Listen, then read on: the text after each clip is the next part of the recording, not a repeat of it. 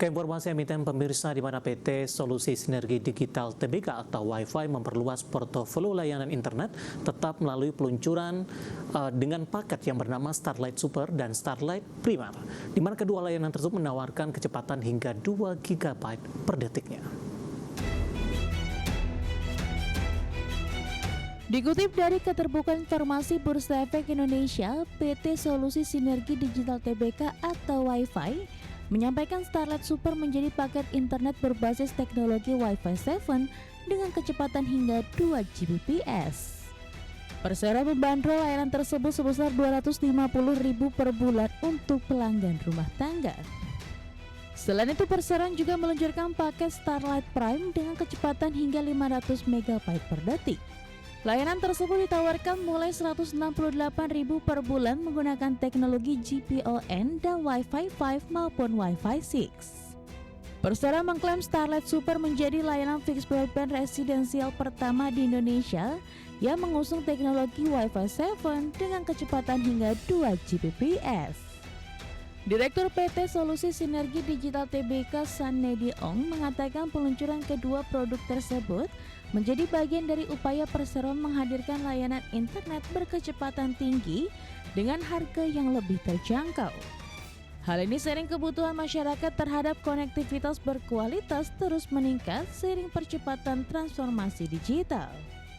Kedua layanan tersebut melengkapi portofolio layanan internet Solusi Sinergi Digital yang sebelumnya telah memiliki produk IRA atau internet rakyat 5G FWA 1,4 GHz dengan harga mulai Rp100.000 per bulan. Layanan Starlight Super dan Starlight Prime mulai tersedia di Rabu 15 Juli 2026 di wilayah yang telah tercakup jaringan Fiber to Home atau FTTH Starlight. Sementara khusus Starlight Super, Persero mengandalkan teknologi Wi-Fi 7 yang diklaim mampu menghadirkan latensi rendah untuk kebutuhan gaming, streaming 8K hingga ekosistem smart home. Persero menambahkan pengembangan infrastruktur fiber optik dan layanan fixed broadband merupakan bagian dari strategi perusahaan untuk memperluas akses internet berkualitas sekaligus mendukung transformasi digital nasional. Berbagi sumber, IDX Channel. Secara teknikal di sepanjang perdagangan hari ini, saham Wi-Fi juga mengalami fluktuasi yang cukup tinggi pemirsa, mengalami penguatan signifikan di sesi pertama, kemudian di perdagangan sesi kedua, laju arah pergerakan lebih ke arah terbatas, bahkan di beberapa kesempatan Wi-Fi bergerak di zona merah. Langsung saja kita ke grafis yang pertama pemirsa, kita akan coba lihat pergerakannya di sepanjang perdagangan hari ini. Ditutup di perdagangan hari sebelumnya di 14 Juli di 1830. Pembukaan saham Wi-Fi dibuka di zona hijau di 1870. Beberapa menit pasca pembukaan, saham Wi-Fi melesat cukup tinggi ke 1885. Level ini tidak mampu dipertahankan.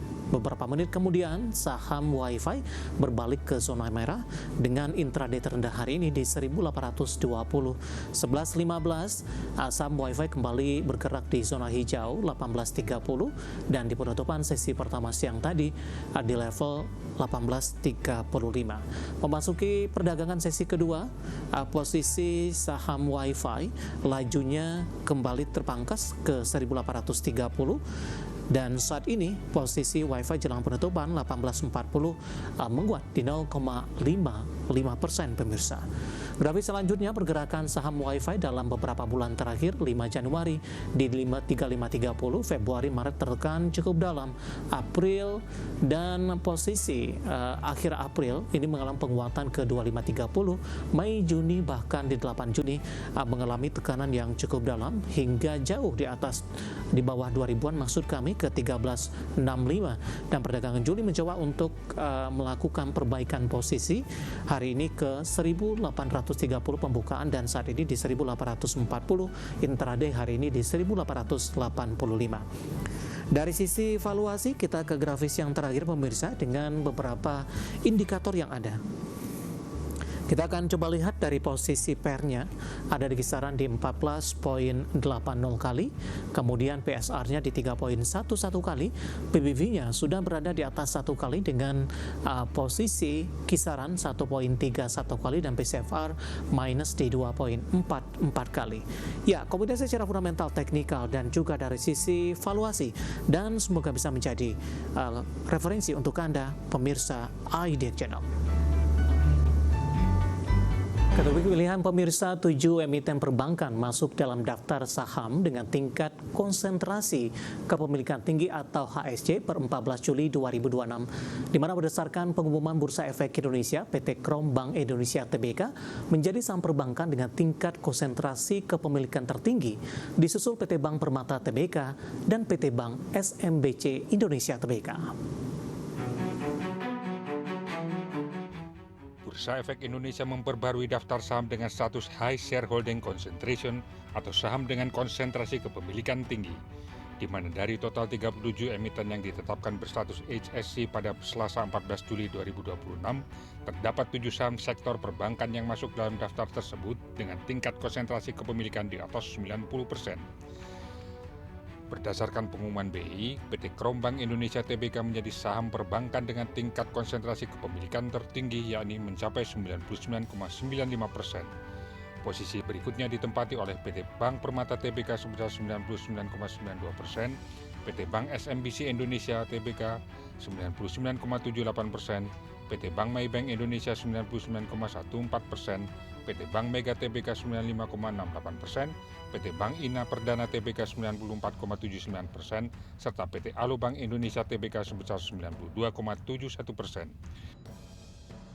Sementara itu, sebelumnya Bursa Efek Indonesia menambahkan satu kriteria dalam penilaian saham High Shareholding Concentration, di mana penambahan kriteria ini menambah panjang daftar HSC di lantai bursa dengan tambahan 37 perusahaan. Direktur Utama Bursa Efek Indonesia Jeffrey Hendrik mengungkapkan, kriteria terbaru tersebut adalah price impact ratio atas seluruh saham dengan kapitalisasi pasar di atas 10 triliun rupiah. Untuk saham-saham dengan price impact ratio yang tinggi, tentu akan dilakukan screening terhadap potensi adanya high shareholding concentration.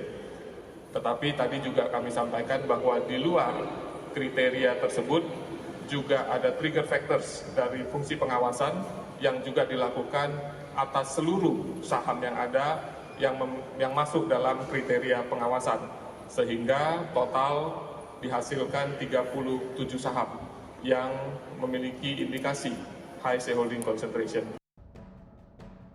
Jeffrey menjelaskan price impact ratio merupakan metodologi yang memperhitungkan perubahan harga saham terhadap velocity yang dihitung dari rata-rata volume transaksi terhadap jumlah saham beredar atau free float, di mana saham-saham yang memiliki aktivitas volume transaksi rendah akan menghasilkan velocity yang rendah. Dengan demikian, velocity rendah dengan perubahan harga yang besar akan menghasilkan price impact ratio yang tinggi.